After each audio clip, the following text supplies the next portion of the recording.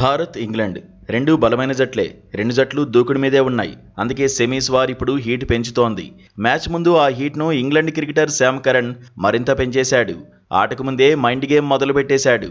స్వదేశంలో భారత్ ఆడుతున్నప్పుడు అభిమానుల మద్దతు ఓ రేంజ్లో ఉంటుంది. భారత బౌలర్లు వికెట్లు తీసినా, భారత బ్యాటర్లు భారీ షాట్లు కొట్టినా ఆనందంతో ఫ్యాన్స్ ఊగిపోతారు. కమాన్ ఇండియా అంటూ ఎంకరేజ్ చేస్తారు. భారత జట్టుకు ఎనర్జీ ఇస్తారు. అయితే భారత ప్రేక్షకుల నోళ్లు మోయించేస్తామన్నట్టుగా England cricketer Sam Curran comments చేశాడు. తమ ఆట తీరుతో టీమిండియా అభిమానులు సైలెంట్ అయిపోయేలా చేస్తామన్నాడు.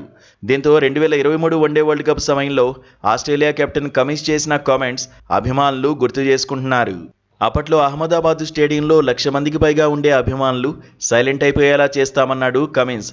నిశ్శబ్దంగా మార్చగలమనే నమ్మకం తమకుందన్నాడు. అయితే అన్నట్టుగానే కమిన్స్ టీం అప్పుడు చెలరేగిపోయింది. ఫైనల్లో భారత జట్టును ఓడించింది. టీమిండియా అభిమానుల గుండెలు బద్దలయ్యేలా చేసింది. ఇప్పుడు కూడా భారత అభిమానులను సైలెంట్ చేస్తామని కరణ్ అన్నాడు. అంటే ఇంగ్లండే ఆధిపత్యం చెలాయిస్తుందన్నట్టుగా హెచ్చరికలు పంపాడు. మ్యాచ్లో ఫలితం ఎలా వస్తుందనేది పక్కన పెడితే కమిన్స్నే కరణ్ ఫాలో అయ్యాడన్న చర్చ జరుగుతోంది. మరోవైపు ఇంగ్లాండ్ మాజీ క్రికెటర్ మైఖేల్ వాన్ కూడా మైండ్ గేమ్ ఆడేందుకు ప్రయత్నించాడు.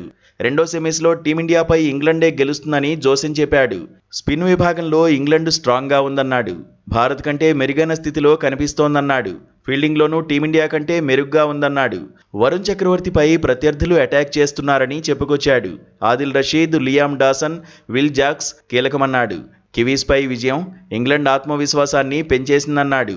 వికెట్ల మధ్య పరుగులు తీయడంలో బ్రూక్ సేనా అద్భుతమన్నాడు. అయితే బట్లర్ ఫామ్పై ఆందోళన వ్యక్తం చేశాడు. బట్లర్ ఎక్కువగా ఆలోచించకుండా బ్యాటింగ్ చేయాలన్నాడు. న్యాచురల్ గేమ్ ఆడేందుకు ప్రయత్నించాలన్నాడు.